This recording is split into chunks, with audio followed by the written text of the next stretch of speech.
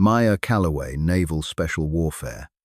8 years, 2 deployments, sat in a lawyer's office and received her inheritance. $10. Her brother got the house. Her sister got the money. She got a garage on a dead-end street. Rex pressed his nose against the glass door and wouldn't stop. He already knew something she didn't. Subscribe. You'll want to see what's behind that wall. The drive from Virginia Beach to Clarksville takes 6 hours if you don't stop. Maya Calloway didn't stop. She had Rex in the back seat, a duffel bag in the trunk, and a letter from a law office folded into the front pocket of her cargo pants, the kind of letter that doesn't give you a choice about showing up. She'd been out of Naval Special Warfare for 3 months. Not discharged. Not retired. Just done. Her second 4-year contract had expired in January, and for the first time since she'd enlisted, she had looked at the re-enlistment paperwork and set it down without signing. She didn't explain that to anyone. There wasn't anyone left to explain it to. Her father had died on a Thursday in October, collapsed on the floor of a garage she'd never been inside, sawdust on his shirt and a pencil still in his hand. Her mother had gone 18 months before that, quietly in her own bed, with Maya sitting beside her and James holding her hand. 3 months of silence after the funeral. And now this, a letter from Gordon Webb, attorney at law, Clarksville, Tennessee, requesting her presence for the formal reading of the estate of James and Dorothy Calloway. Rex shifted in the back seat as she crossed the county line. He was a German Shepherd, 82 pounds, with a scar along his left ear from the day a training exercise went wrong, and the Navy decided he was too reactive. Too sensitive, too much. Not the word they used in the official report, but the word Maya had understood when she read between the lines. She'd requested to adopt him before the ink was dry on her own paperwork. They'd been together 4 years since then. He knew her moods before she did. Right now he was watching the back of her head with the particular stillness that meant he was reading something in her posture she hadn't yet admitted to herself. The law office was on the 2nd floor of a building that smelled like carpet cleaner and old filing cabinets. Maya arrived 10 minutes early. Ethan was already there, standing in the hallway, in a charcoal suit, scrolling through his phone, with the practiced efficiency of a man who billed by the hour. He was 41, her older brother, by 15 years a litigator at a firm in D.C. that had its name on a glass door in Georgetown. He looked up when she came through the door. Maya. He said her name the way he always did, acknowledging her existence, nothing more. Ethan. Lauren was inside the office, already sitting in the middle chair of the 3 arranged in a row across from the desk, her handbag on her lap, her sunglasses pushed up into her hair. She was 36, 10 years older than Maya, a CFO at a logistics company in Dallas. She'd flown in that morning. She gave Maya a small, careful smile, the kind that didn't commit to anything. Maya took the chair on the right. Ethan took the one on the left. Between them, the air held the particular tension of people who shared blood and very little else. Rex was tied to a bench in the hallway outside. Maya had heard him start to pace the moment she sat down, a slow, measured back and forth that she recognized as his way of staying close without being able to get closer. Gordon Webb was a small, precise man in his late 60s with reading glasses he kept taking off and putting back on. He'd handled both her parents' estates. He'd known James for 15 years.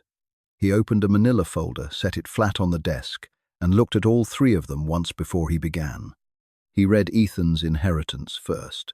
The house on Birchwood Drive, 4 bedrooms, the backyard. Their mother had tended for decades, the driveway where James had parked the same Ford F-150 for 22 years. Ethan nodded once. "That makes sense," he said. He didn't ask if it made sense to anyone else. Webb read Lauren's inheritance next. A joint savings account, $42,000, and a 2018 Camry with 60,000 miles. Lauren uncrossed her legs. "Okay," she said. Then Webb paused. It was the kind of pause that had weight to it. He looked at Maya over the rim of his glasses, and something in his expression shifted just slightly, just enough. To my daughter. Maya. He read, I leave the detached garage located at 14 Harlan Street, appraised value $10. The room went very quiet. Years of her life. $10. Ethan leaned forward. That's it. That's what your father wrote, Webb said. Maya looked at the document in Webb's hands, her father's signature at the bottom, shaky but deliberate. He'd written the will 8 months before he died. He'd known exactly what he was doing. Lauren adjusted her handbag strap. I'm sure Dad had his reasons. Ethan stood, buttoned his jacket.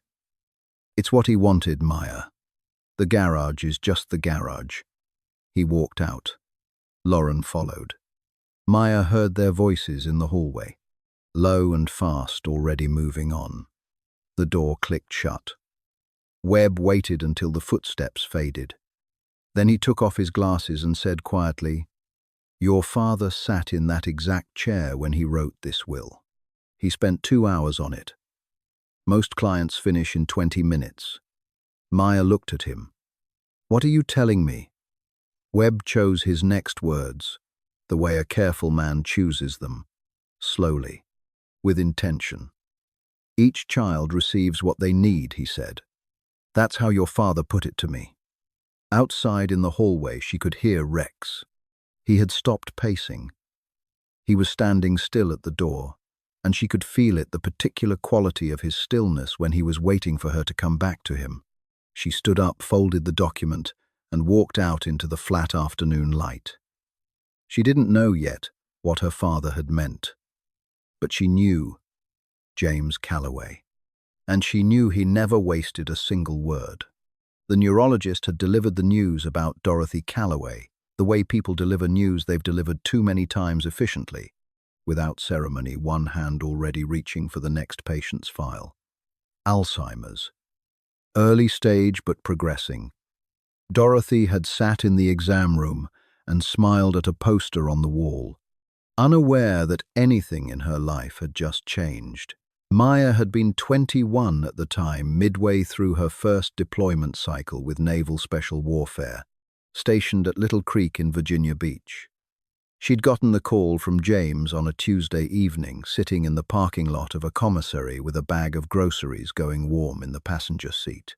Her father's voice had been steady. He was always steady, but underneath the steadiness she had heard something she'd never heard from him before. He was asking without asking. She understood. She'd driven back to the barracks, sat on the edge of her bunk for 40 minutes, and then made 2 phone calls. The first was to her chain of command. The second was to the University of Tennessee to withdraw the application for the nursing program she'd deferred for 2 years and had been quietly planning to return to. She didn't mention the application to anyone. It felt like the kind of thing you didn't say out loud, that you had wanted something and had chosen to want it less. Her contract wasn't up for another 2 years.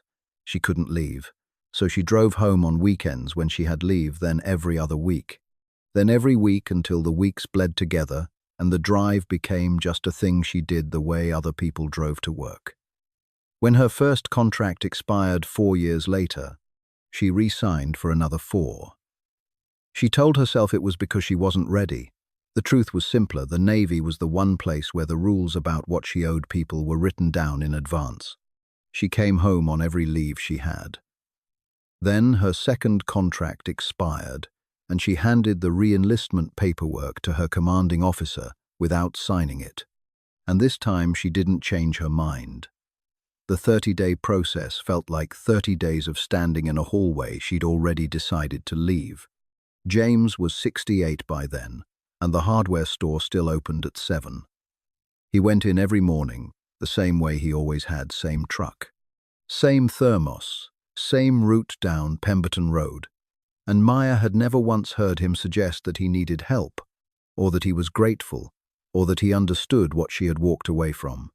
He didn't say those things. He expressed himself in other ways. Rex had been with her for 2 years by the time she came home for good.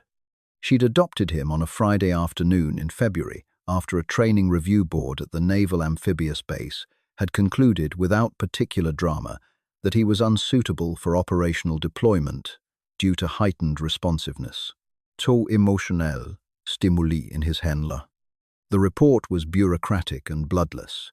What it meant in plain language was that Rex felt too much, that when Maya was in distress, Rex responded to her distress before she had registered it herself, and that this feedback loop made him unpredictable in the field.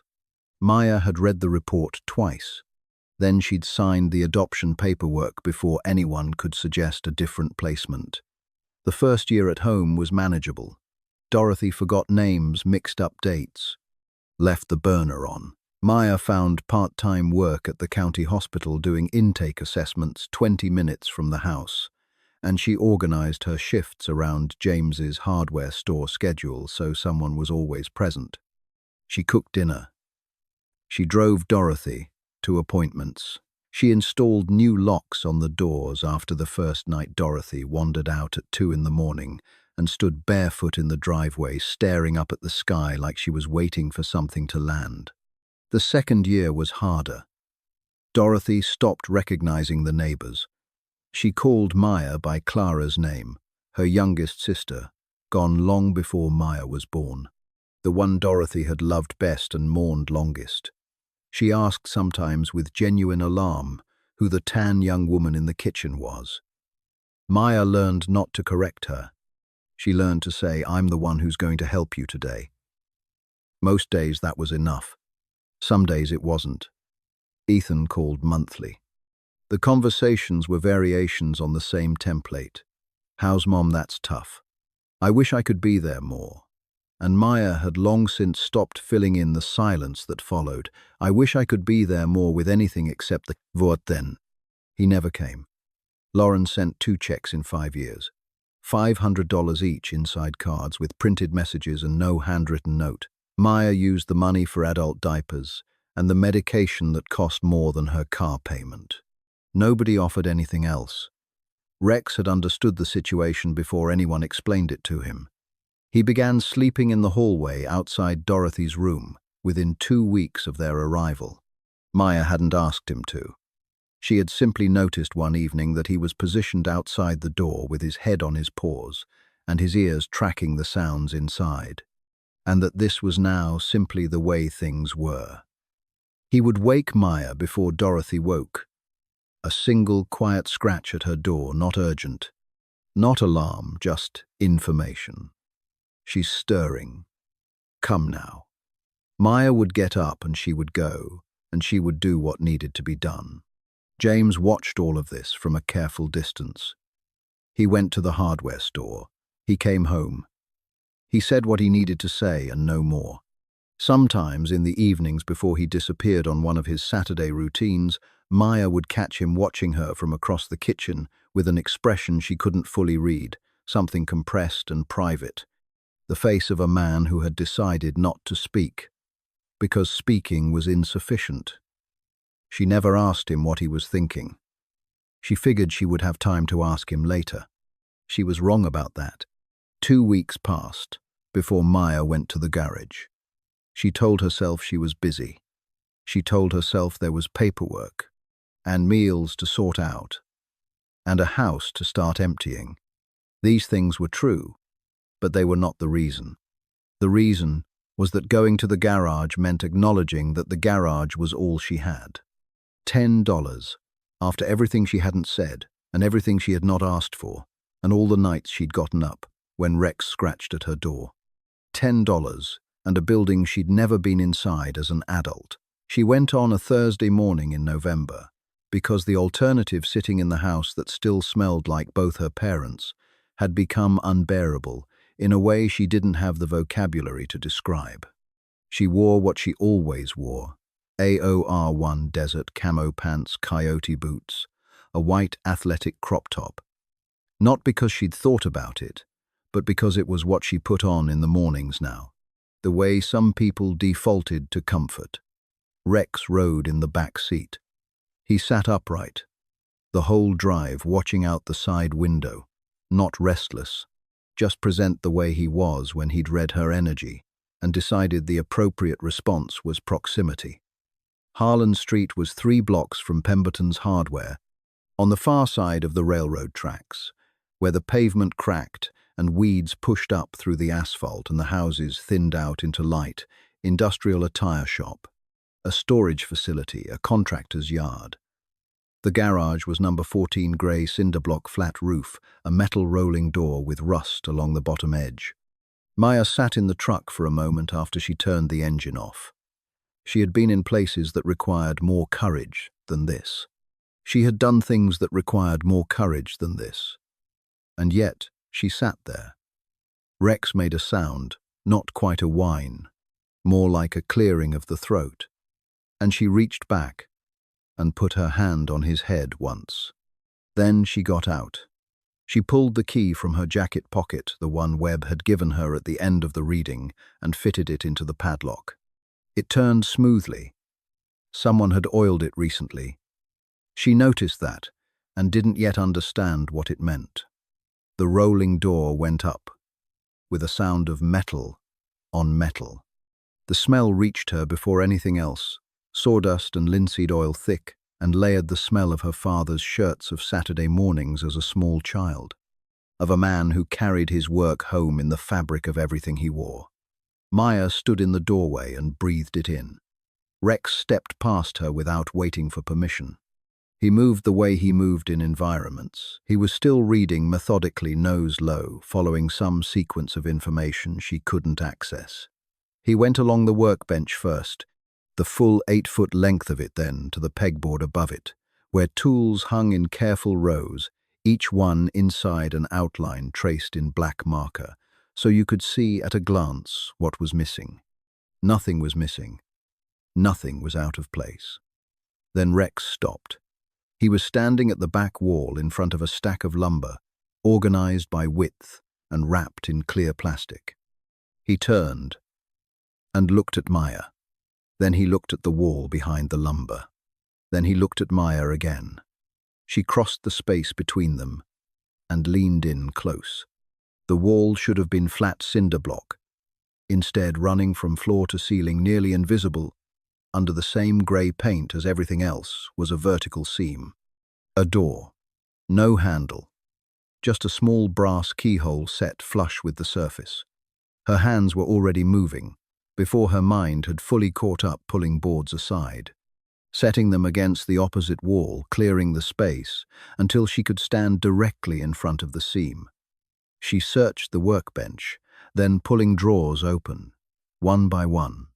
In the back of the center drawer, taped flat against the underside of the wood, she found a small brass key. The teeth were worn smooth from years of use. Maya stood in front of the hidden door for a long moment. Rex sat at her feet, motionless, watching her. She pressed the key into the lock. It fit perfectly. She turned it, and the door swung inward on hinges, so well maintained they made no sound at all, releasing a breath of cool air that carried the same sawdust and linseed oil smell, but deeper, richer, the smell of decades of work sealed, into a room that no one else had opened in a very long time. She stepped through. The room was twice the size of the workshop. Her father had built it into the space behind the garage, extending into what she had always assumed. From the outside was empty lot. A high window she had never noticed from the street let in a wide column of November light, and in that light, standing quiet and still and perfect, was furniture. A dining table in dark cherry with hand-carved legs, 6 chairs arranged around it, each one slightly different in design, each one clearly made by the same hands. A bookshelf tall enough to reach the ceiling with panels so smooth they caught the light like water. A bed frame in solid walnut, wide and serious, the headboard cut from a single piece of wood and shaped in a way that made you want to put your hand against it. A rocking chair with armrests worn to a shine. A writing desk with dovetailed drawers and a tilted surface that locked in 2 positions. Every piece had a small paper tag hanging from a length of cotton string. Rex walked in ahead of her. He moved through the room methodically, the way he always moved through an unfamiliar space, nose working. body calm, gathering information. He circled the dining table. He stopped at the rocking chair. He stood beside it for a moment, and then he did something Maya had seen him do only a handful of times. In 4 years, he lay down.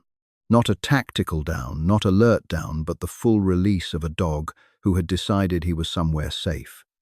He put his head on his front paws and looked up at her. She understood. Her father had sat in this chair. Many times. Rex was telling her where the room center was. Maya walked to the dining table and turned the nearest tag over. Her father's handwriting in pencil, measured and deliberate, the hand of a man who did not waste motion. For Maya. She touched the rocking chair's tag. For Maya. The bookshelf. The bed frame. The writing desk. Every single piece. For Maya. Maya lowered herself to the floor and sat with her back against one of the table legs. The wood was smooth and cool through the fabric of her shirt. Around her, the light moved across surfaces her father had spent years making perfect. She didn't cry right away. She sat very still and looked at the room and let it arrive. The understanding of what she was looking at, what it meant, how long it had taken all the Saturday mornings. She had waited in the truck with a juice box and a coloring book while he was in here, building this for her. After a long time, she got up. She went to the writing desk and opened the top drawer. A leather-bound journal lay flat inside. She lifted it out. The cover was soft, from handling the spine cracked from decades of use. She opened to the first page. Her father's handwriting, careful and steady. J.C. Harlan, Furniture Journal, Volume 1. She turned the page. The first entry was dated 35 years ago. A sketch of a simple side table with dimensions in the margins, on notes on wood sourced from a lot behind the Baptist church, on Route 41. She kept turning. The entries spanned decades, dense notes on joinery methods, in pencil sketches so precise they could have been drafted observations on how different finishes behaved over time. At the bottom of most pages, a name and a figure. Sold to Leland, $9.00. Sold to Leland, $14.00. Sold to Leland, $22.00. The name Leland came up, again and again. James Calloway, the man who had worked at Pemberton's Hardware for 30 years, who drove the same truck, who clocked in at 7 and clocked out at 5. And never once mentioned this had been building and selling museum-quality furniture for 3.5 decades, under a name no one in his family had ever heard. She knew J.C. James Calloway. But Harlan. She flipped back to the inside cover. In small writing at the bottom, nearly hidden by the binding's crease, J5. C equals James Calloway. Harlan equals Dorothy's maiden name. He had built his secret life out of himself and his wife, and named it after the street where he'd done the building. Beneath the journal in the same drawer was a small leather bank book. She opened it. The last entry, updated 7 months before her father died, showed a balance of $340,000. The account was listed under James R. Calloway, with Maya L. Calloway, named as sole beneficiary upon his death. And below the balance, in his handwriting, a note that had been there since the beginning, opened Maya, age 8. For her always. He had started saving for her before she had done a single thing to earn it. He had believed in her before she had any record to believe in. Maya set the bank book down on the desk. Rex had not moved from beside the rocking chair. He was watching her with the particular quality of attention he reserved for moments when she was processing something large, not trying to interrupt, not trying to fix it, just staying in the room with her the way good company does. Walt Pemberton was 72 years old and built like a man who had spent his life lifting things. He was behind the counter at Pemberton's Hardware when Maya pushed through the glass door, Rex at her side, the leather journal tucked under her arm. The store had the particular smell of old hardware stores, metal and sawdust and machine oil, and something underneath it all that wasn't quite identifiable but felt like decades of honest work. Walt looked up from whatever he was doing and didn't seem surprised to see her. He came around the counter slowly, the way men his age move, when they've earned the right to take their time, and he looked at Maya with an expression that was not quite grief and not quite relief, but something between the two. Rex sat. He didn't growl. He didn't posture. He simply watched Walt approach, and then when Walt was close enough, stood and walked forward and put his nose against Walt's hand. Walt went still. He looked down at Rex, then back up at Maya.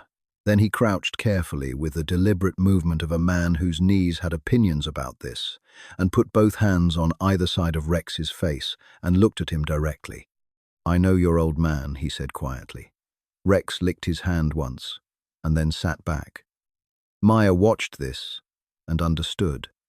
Rex recognized the smell of the workshop on Walt's hands.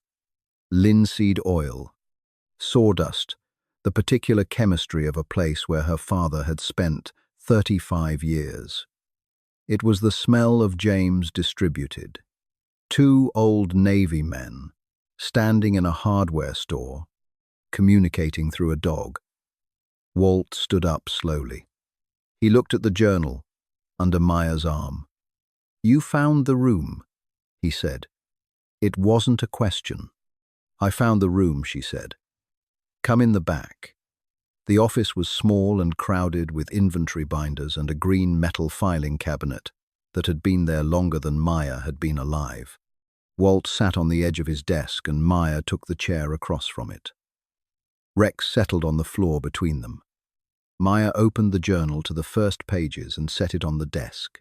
Walt looked at it without touching it. "J.C. Harlan," he said. "I need you to tell me who that is."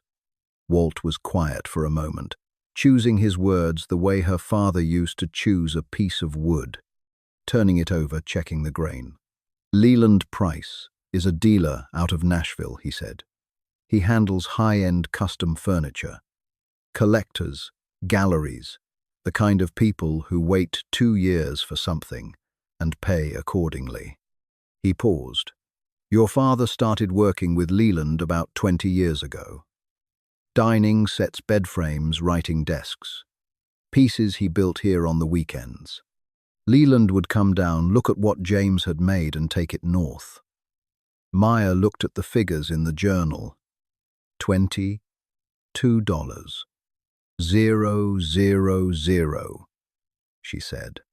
"For a dining set. A J.C. Harlan dining set," Walt said. "There's a difference. In certain circles, woodworking journals, gallery catalogues, collectors who know what they're looking at. J.C. Harlan is a recognized name." He paused. "Your father."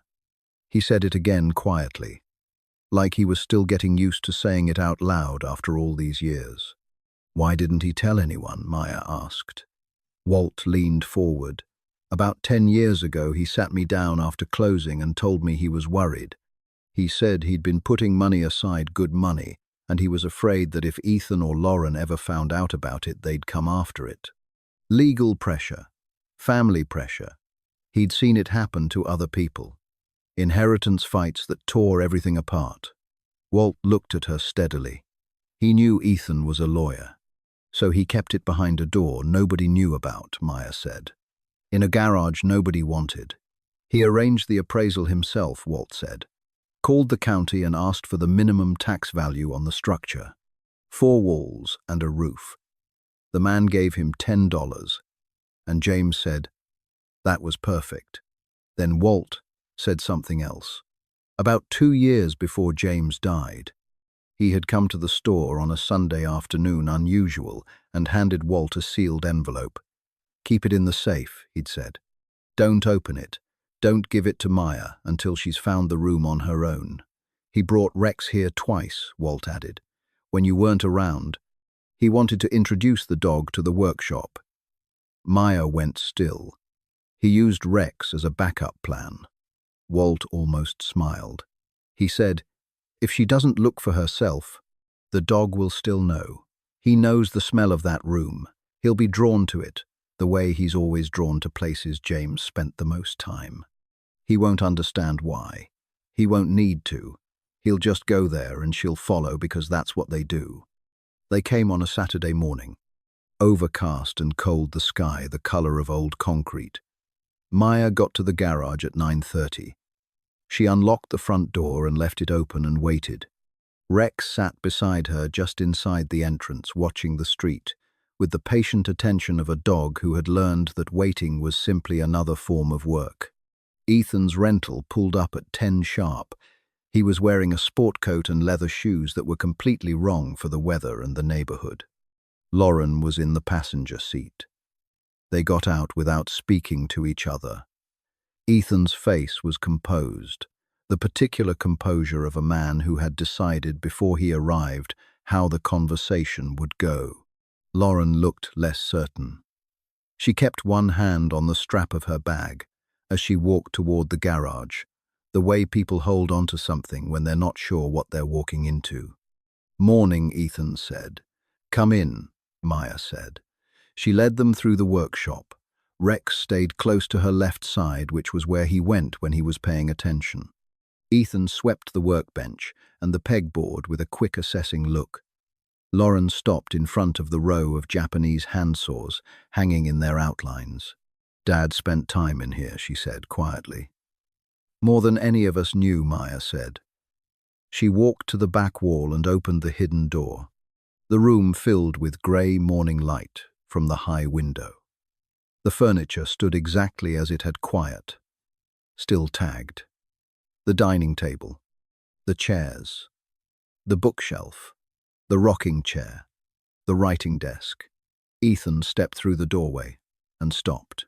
Maya watched it happen, the way his eyes moved across the room in the rapid cataloging pattern she recognized from every person who had ever walked into a space, and immediately started calculating what was in it. He was doing math. She could see him doing it. Lauren came through behind him. She walked directly to the dining table and put her hand on one of the chairs. Then she saw the tags. She turned one over. For Maya. She looked at her sister. They all say that. Everyone, Maya said. Ethan had found the desk. He was opening drawers without asking, pulling out the journal, flipping through pages, moving with the efficiency of a man who believed access was a given. Then he found the bank book. Maya watched him read the balance. She counted to 3 before he spoke. $340. 000. He set the bank book on the desk and straightened up. He buttoned his sport coat, the gesture she'd seen him make at both funerals, the one that meant he was about to make an argument. This needs to be addressed, he said. This amount of money, these assets, the will, said you got the garage. It didn't say anything about a room full of collector-grade furniture and a 6-figure savings account.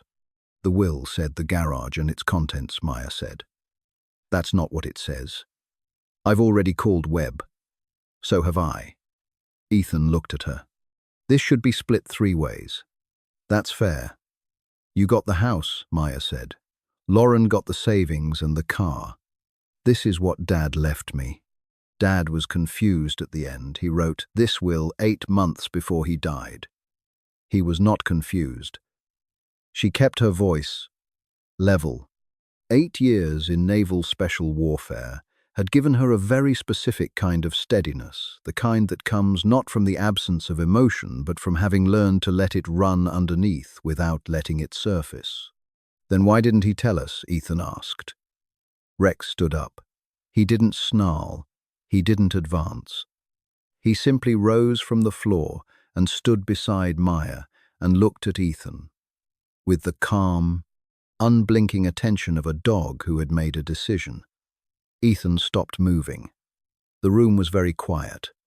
Lauren was looking at Rex. Then she looked at Maya. Then she looked at the journal still open on the desk. She picked it up and turned the pages slowly until she found a sketch, the rocking chair, drawn in careful pencil, every joint labeled, every dimension noted. Below the drawing, in James Calloway's handwriting, for Maya, when she's tired, when she needs to rest. Lauren read it quietly aloud. Ethan glanced at the page and looked away. That's sentiment. It doesn't change the legal question. You can't inherit what you never bothered to see, Maya said. Ethan held her gaze for a long moment. Then he walked out. His footsteps crossed the workshop, crossed the threshold, went down the concrete outside to where his rental was parked. She heard the car door, the engine, the sound of him leaving. Lauren stayed.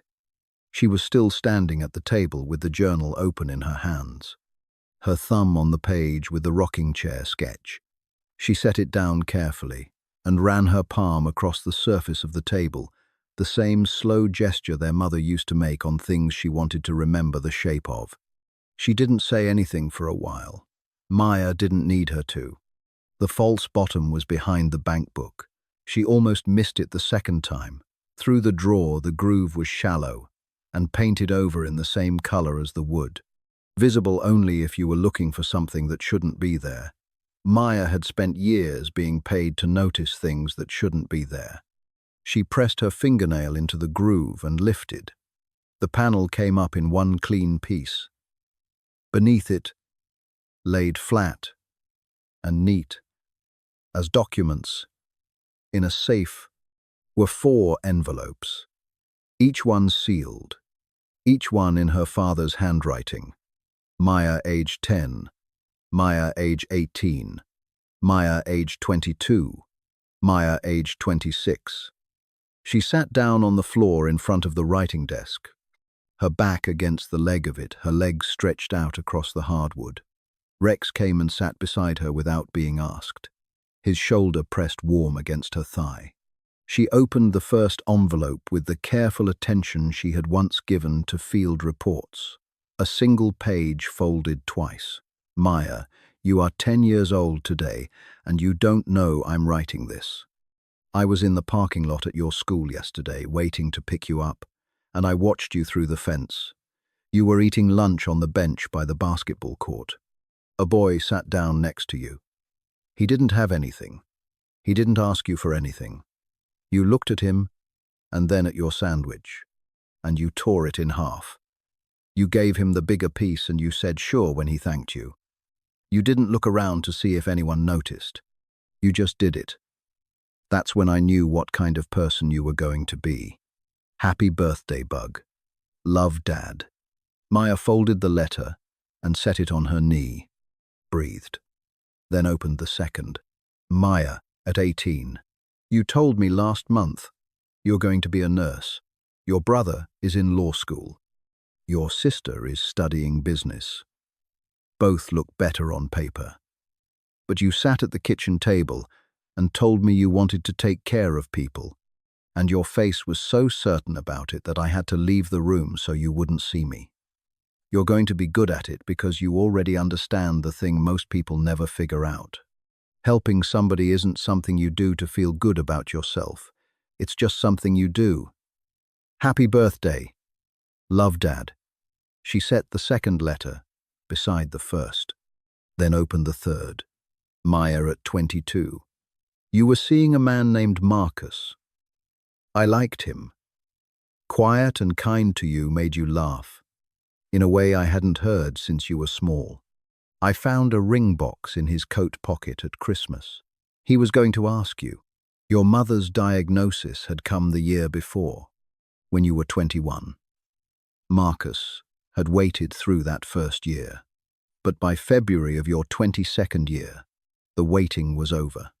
You started making the drive home, every other week. Then every week you stopped going back altogether. Marcus came to the house in April. You walked him to his car and talked for 20 minutes. And then he drove away, and you came inside, and you didn't say a word about it. I never saw him again. You never mentioned him.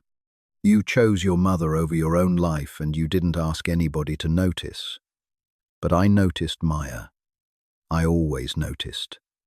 Happy birthday. Love. Dad. Maya's face was wet. She hadn't felt it starting. She pressed the back of her hand against her jaw and held very still. Rex turned toward her and placed his head in her lap, not abruptly. Not urgently, but with the slow deliberateness of an animal choosing to make itself available for exactly this purpose. She put her hand on the back of his neck and held on. She had been in rooms where people were dying and kept her face composed. She had been in situations that required a different kind of containment entirely and held that too. But there was no one here. There was only Rex, and the weight of his head in her lap, and her father's letters on the floor around her. She opened the 4th envelope. Maya, at 26, you came home. Nobody asked you to. Your brother offered to research assisted living from his office in Chicago. Your sister sent a check. You packed 2 bags and drove 6 hours and walked through the front door and said, "I'm here." You bathed your mother when she called you a stranger. You fed her when she threw the plate. Some nights you sat with her while she screamed at things that weren't there, and every morning you got up and did it again. You are 26 years old, and you came home the moment your contract allowed it. And you have given everything you have to your mother. From the first day you walked back through that door. And I need you to know this. I see you. I have always seen you. You stayed when it cost you everything, and you never once asked for anything in return. This garage, this room, everything I've built in here, it's yours. It was always going to be yours. I just needed time to finish it. Happy birthday, Bug. Love, Dad. She pressed the letter against her chest, closed her eyes, let the chair rock her. But there was no chair.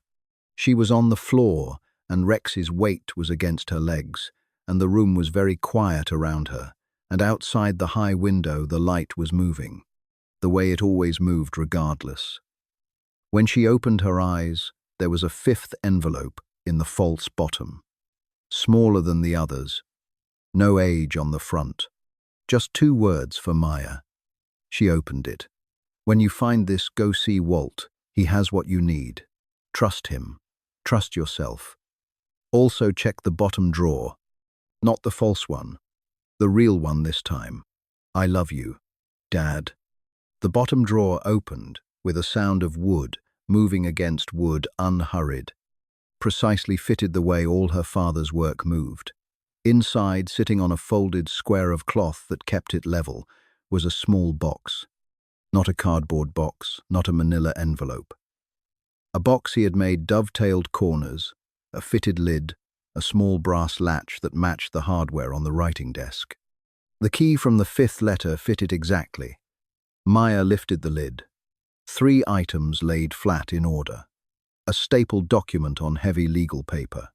A sealed envelope addressed in her father's hand to Ethan and Lauren Calloway. A sealed envelope addressed to Maya L. Calloway. She opened the legal document first. It was a codicil to the original will, 1 page typed in careful legal language with her father's signature at the bottom and 2 witness signatures beside it. The notary seal was from Davidson County. The attorney's name was one she didn't recognize from a firm in Nashville she had never heard of. Not Gordon Webb. James had used someone else. Someone Ethan didn't know. In the bottom right corner beneath the notary seal, a stamp filed Davidson County Probate Court, September 14. The Nashville attorney had filed it the day it was signed. James had made sure there was a copy somewhere. Ethan couldn't reach before he knew to look. The codicil stated that all contents of the detached garage at 14 Harlan Street, including but not limited to furniture, tools, materials, journals, financial accounts, and all intellectual property associated with the name J.C. Harlan were the sole and exclusive property of Maya L. Calloway, to be transferred immediately upon discovery by her. Maya read it twice. Then she looked at Walt, who was standing in the doorway of the hidden room, where she'd brought him, after he'd handed her the manila envelope from his safe, the one James had left, 2 years before he died, the one Walt had promised not to open and had not opened. "Is this real?" she said. "He spent 2 years getting it right," Walt said. "The notarization, the witness signatures, the language, the filing. He drove to Nashville himself to make sure the attorney registered it with the probate court the same day he signed it. He knew Ethan would look for any gap in the wording or the procedure. He wanted it airtight from every direction.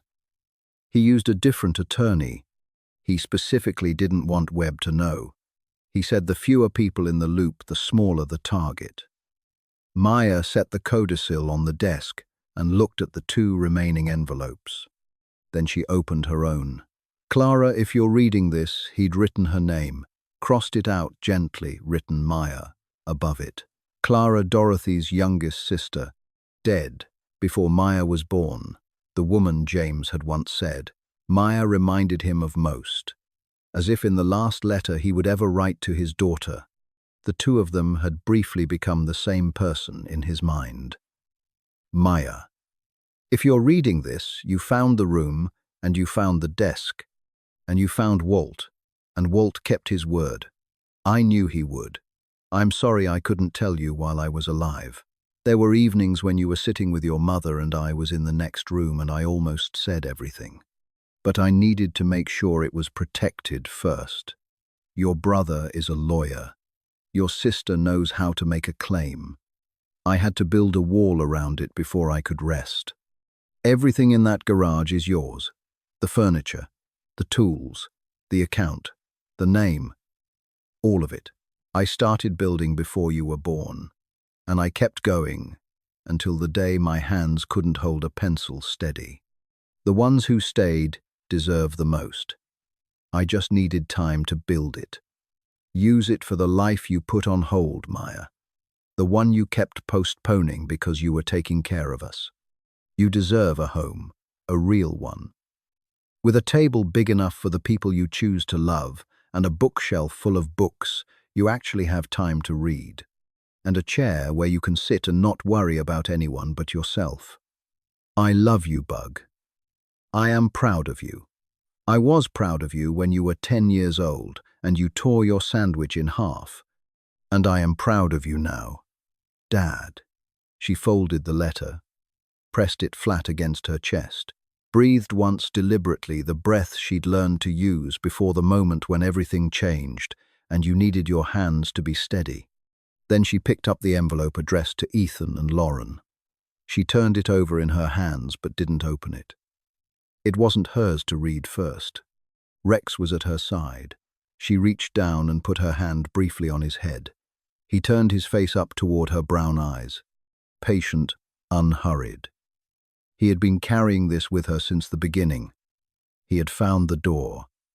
He had sat with her, through the letters. He had stood between her and Ethan without being asked. She looked at the codicil on the desk and thought about her father, a man who had worked at a hardware store for 30 years, who had driven the same truck, who had said, "Tinkering Bug," whenever she asked what he was doing, and who had spent 3 decades building a wall around his youngest daughter so strong that his lawyer son couldn't find the door. The second meeting in Gordon Webb's office had the same configuration as the first 3 chairs in a row, across from the desk. The same carpet cleaner smell, the same grey November light through the window. But the feeling in the room was entirely different. The first time it had been a formality. This time it was a reckoning. Ethan sat on the left, Lauren on the right, Maya in the middle, the codicil in a folder on her knee, the envelope for her siblings in her jacket pocket. Rex was outside in the hallway. He had stopped pacing before they even went in. He was simply sitting at the door, Still, ears forward with the patient certainty of an animal who had already determined how this would end. Webb placed the codicil on the desk and pushed it toward Ethan without ceremony. "This document was found among your father's private papers," he said. "It's a codicil to the original will, independently prepared and notarized 2 years before your father's death. It grants Maya sole ownership of all contents within the garage at 14 Harlan Street, including furniture, tools, financial accounts, and associated intellectual property." Ethan picked it up. He read the way. He read everything fast first, then slow, then fast again, the way a litigator reads when he's looking for the flaw. He went back to the top and read it a third time. "2 years ago," he said. "That's correct. Different attorney." "Yes." Ethan set the document on the desk and pressed his thumb against his temple. "Was this filed?" he asked. Webb slid a single sheet across the desk, a copy of the Davidson County probate filing stamp dated 2 years prior. Ethan looked at it for a long moment. He was still doing the math. Maya could see it running the argument, checking the exits. Then the exits closed. His shoulders dropped, almost imperceptibly. "He planned this," Ethan said. "Not an accusation. Something else. The $10 appraisal. The hidden room. The separate attorney. The codicil. He was quiet. He made it so there was nothing we could do. Nobody spoke. Then why?" He looked at Maya. Not with the composure of the first meeting.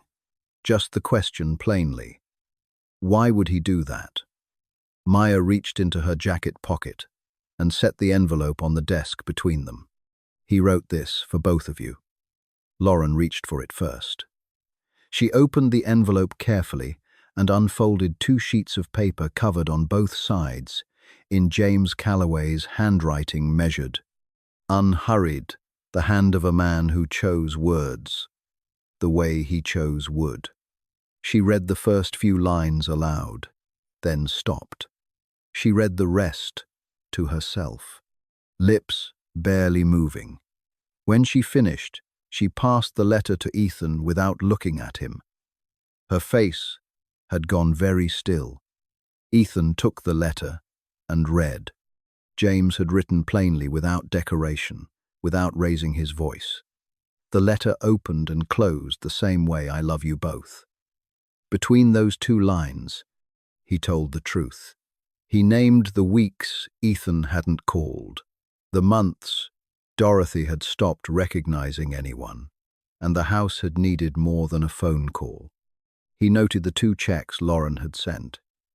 He did not say whether 2 checks in 5 years was enough. The number spoke for itself.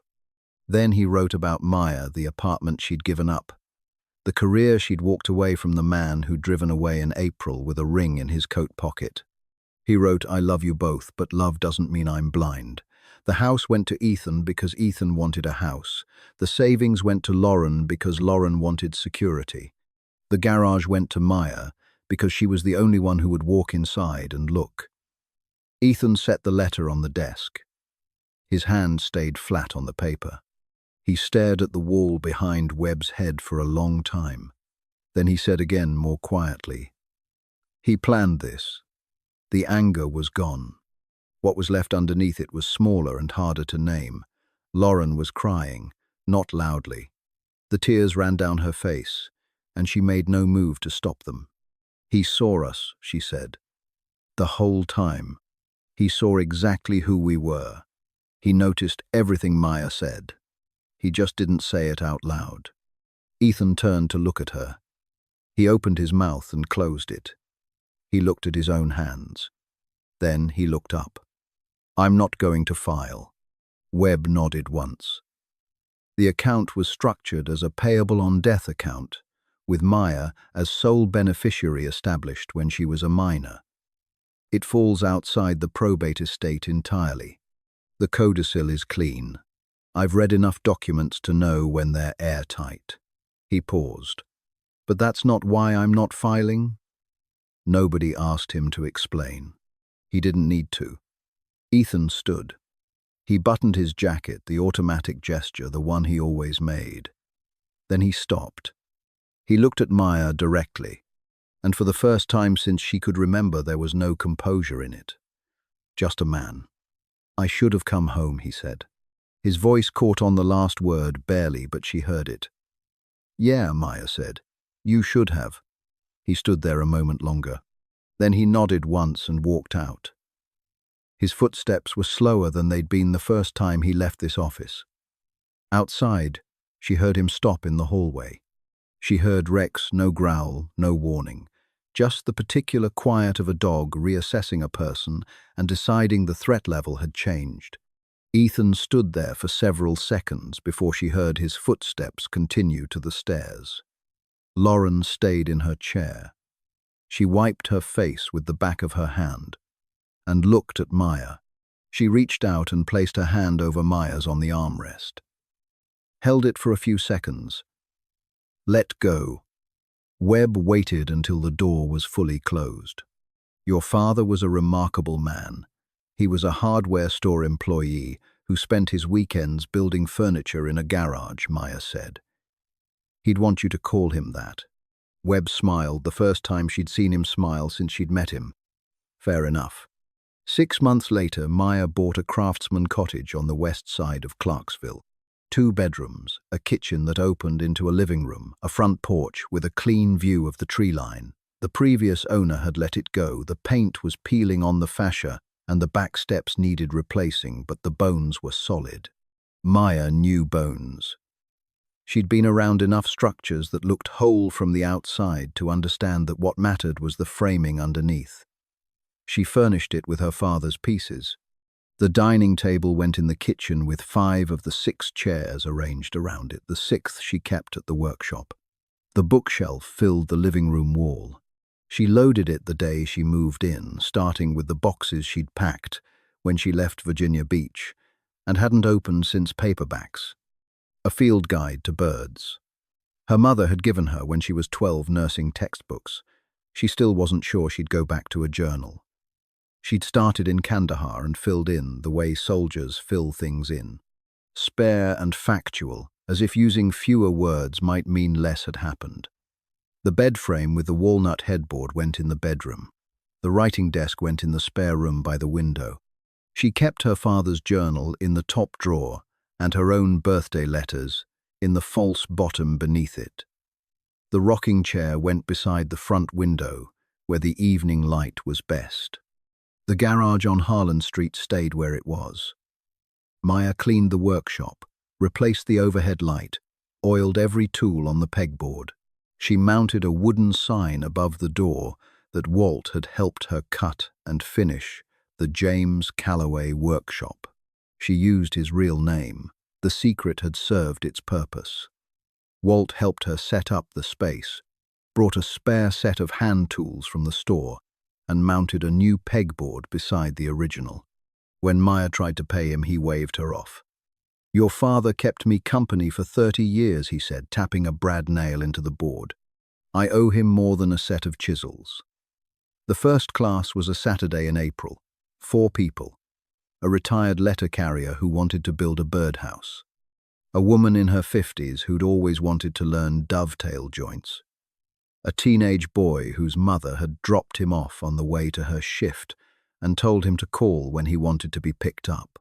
And Walt, who sat in the corner on a stool and corrected Maya's technique when she got the grain direction wrong. Rex lay in the corner near the door. He had claimed that spot on the first day, and it had been his since. He lay with his head on his paws and watched the class with the calm attention of someone responsible for the whole room. The second week, 7 people came. The third week, 9. By June, she was running 2 sessions every Saturday with a waiting list. She didn't advertise. The teenager came back every week. His name was Cole, and for the first 2 weeks he didn't speak to anyone, just arrived and put his head down and worked.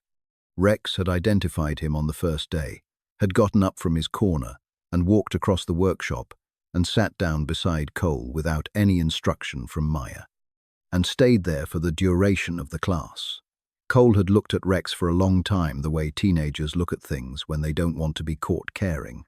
Then he'd put his hand on Rex's back briefly and return to work. After that, he came every Saturday. The woman who'd wanted to learn dovetail joints, her name was Diane, started staying after class. She was rebuilding, she eventually told Maya. She didn't explain what she meant and Maya didn't ask. The joints were what she needed, the specific challenge of fitting two pieces of wood together in a way that held without fasteners. She worked slowly and with complete attention, and Rex always positioned himself near her workbench. One evening, Diane set down her mallet and said to Maya, without looking up, "How does he know?" "He reads the room," Maya said. "He always has." Leland Price arrived on a Thursday in May, unannounced, with a catalogue tucked under his arm and the manner of a man who had rehearsed what he was going to say. He was in his 60s, silver-haired, wearing the kind of blazer that cost more than most of the tools on Maya's pegboard. He stood in the doorway of the workshop and looked at the tools and the tables and the sign above the door for a long time before he said anything. "Your father told me a few years back that this was going to become something," he said. I asked him what. He said he wasn't sure yet. He set the catalogue on the workbench, a gallery catalogue, high production value, the kind with heavy paper and serious photography. He opened it near the back. "I thought you should have this." Maya looked at the page. A photograph of a small wooden box, dovetailed corners, fitted lid brass latch. The caption read, "Commission declined 2019. Made for family use only." She looked at the photograph for a long time. Then she looked up at Leland. He turned down a commission. The buyer offered good money. Your father said no. Said he already knew where it was going. Leland closed the catalogue. He knew what he was building it for 4 years before he was gone. I don't know many people who can say that about anything. Rex had come to stand beside Maya.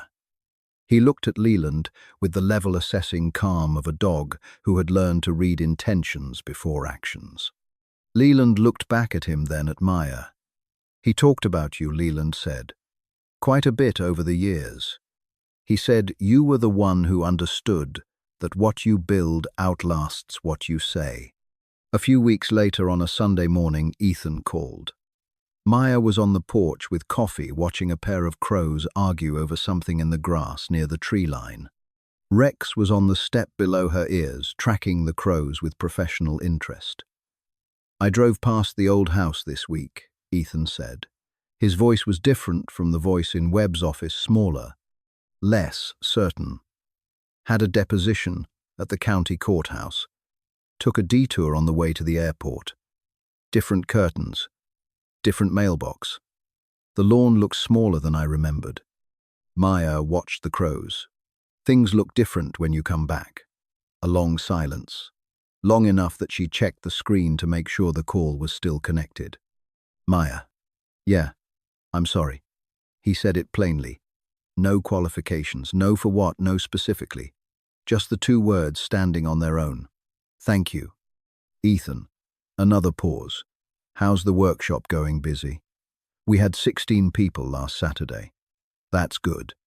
He cleared his throat. "I think about Dad's letter. More than I expected to." Rex had turned from the crows and was looking up at Maya, now reading her face, checking in. She put her hand on his head. "You can come see the workshop," she said. "If you want." Silence. "Then I'd like that." He hung up. Maya sat on the porch and finished her coffee. She didn't know if Ethan would come. Maybe he would. Maybe he would mean to, and let it slide the way he always had. But the door was open. She had made a door. Her father had spent 35 years teaching her that a door built right held. That evening, she sat in the rocking chair by the front window, with her father's letters in her lap. She didn't open them. She held them in the last of the light coming through the glass, the same light that fell across the bookshelf and the floor and everything James Calloway had built for her with his hands and his silence and his years. Rex lay at her feet. The chair moved beneath her, slow, even no creak, no wobble. just the steady rhythm of something made to last. Outside, the crows had settled. The neighborhood had gone quiet. Inside the house held the smell of linseed oil, the same oil her father had used in the workshop for 35 years. The same oil she rubbed into the furniture once a month to keep the wood alive. Her father's chair held her the way he always had. Steady, without needing a single word. If this story hit you somewhere quiet, drop a like and subscribe so you don't miss what comes next. Tell me in the comments which moment stayed with you and where in the world are you watching from.